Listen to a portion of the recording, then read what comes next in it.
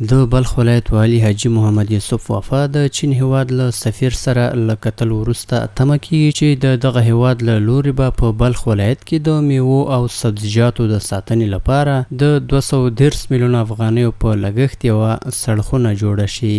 د یادو لیدنو په دوام د بلخ ولایت مرستیال والي مولوي نورالهادي ابو ادریس د چین هیواد د تخنیکي انجینرانو له یو هیئت سره په خپل دفتر کې وکتل.